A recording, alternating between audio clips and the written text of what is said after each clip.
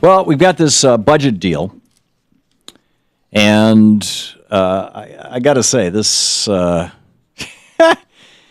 First of all, Heritage Action and all these right-wing groups came out and said, this is a bad deal, and we are going to punish you, Republicans, if you vote for it. So now John Boehner is pushing back personally at Heritage Action and these other groups. In fact, the article,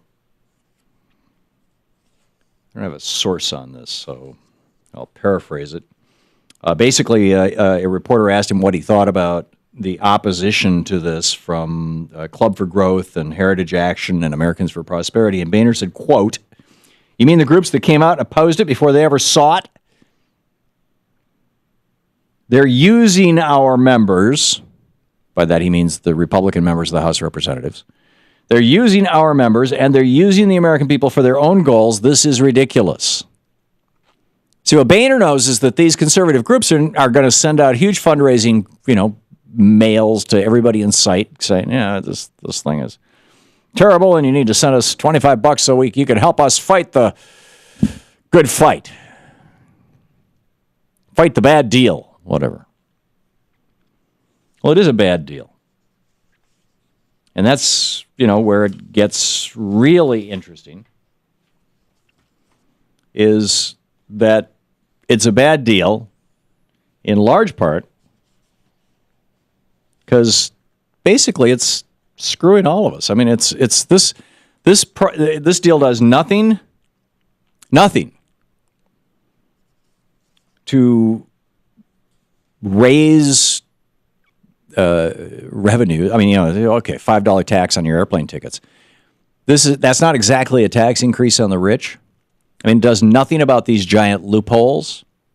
It does nothing about the fact that people like Mitt Romney get to pay, for capital gains. It gets nothing, maximum 20% income tax.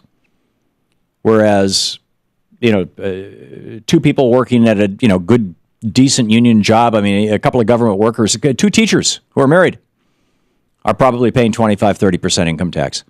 More than Mitt Romney pays. Does nothing about that. It does nothing about the fact that the banksters on Wall Street, who are literally earning $1 billion a year individually,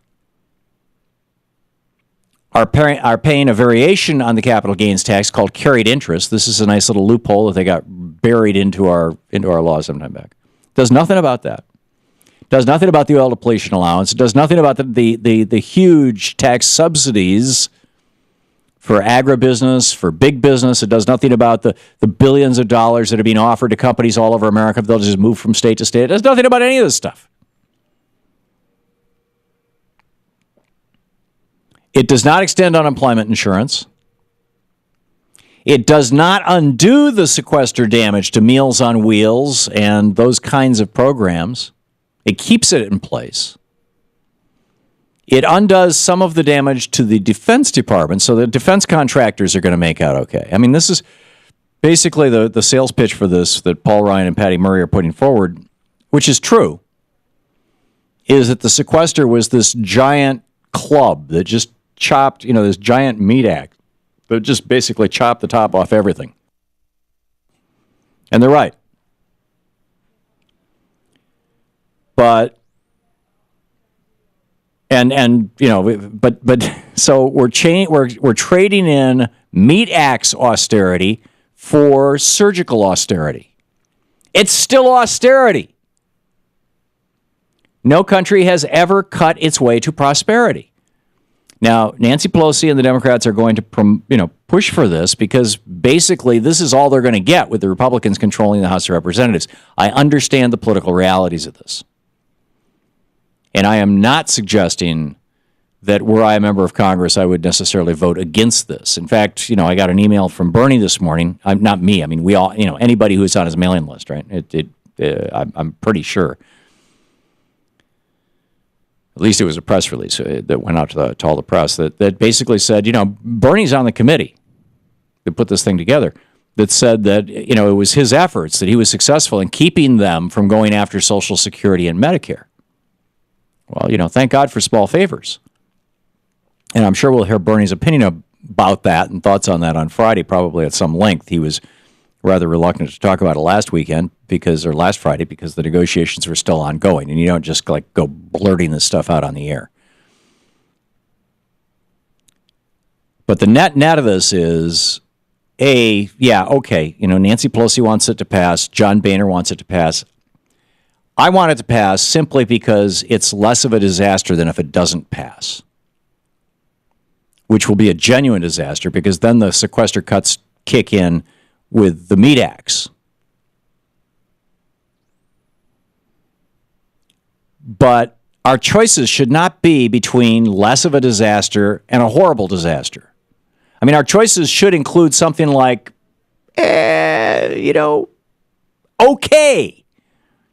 I mean, I'd like our choices to include something that's actually good.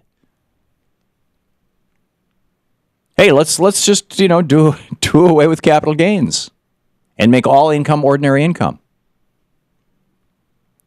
And with all of that and let's take the cap off Social Security. With all that revenue, you can strengthen Social Security. You could lower the retirement age. You could strengthen the social safety net.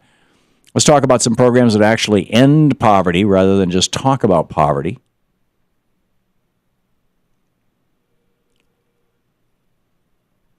But no, we're in this perpetual austerity mode. I mean, you've got 25 Republican governors who are refusing right now to let the people of their state get back their federal tax dollars in the form of Medicaid.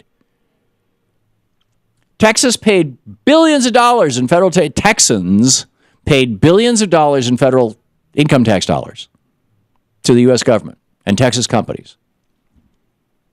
And you would think, and the same with Floridians and Michiganders. I mean, go through the list, and you would think that the people in those states, the old Republican meme used to be, hey, it's your money. You should be able to get your money back from the government or keep it. The or keep it part is no tax in the first place. Well, the tax is already being collected. So how about, hey, it's your money, you get your money back? Nah, not so much.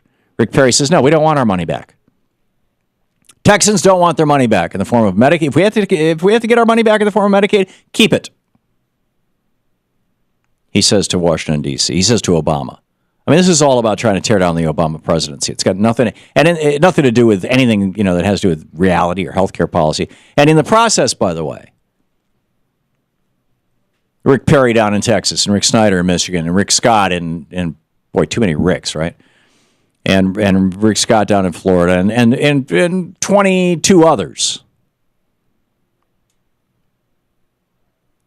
are not only saying to their own taxpayers in their own states, no, you can't have your tax dollars back, but they're saying to people in their states who earn between about 70 or 80% of the poverty line and 138% of the poverty line. In other words, people who are right on the edge, people making $15,000, $20,000 a year. Sorry, you make too much to qualify for Medicaid because we're not expanding it.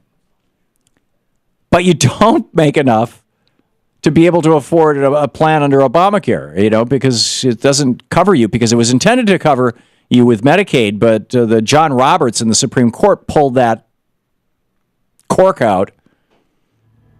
And so now people like Rick Perry can screw with Obamacare via Medicaid. I mean, this is nuts. But anyhow, back to the budget bill. The budget bill is just an extension of this. This whole budget deal is just more of, it's more austerity. I mean, like I said, it's better than something that's not as bad. But really, that's our political choices? This is the Thom Hartmann Program. Well, yeah, as long as the Republicans are in charge of the House of Representatives, those are your political choices. Which means 11 months from now, there's an election coming. Get active!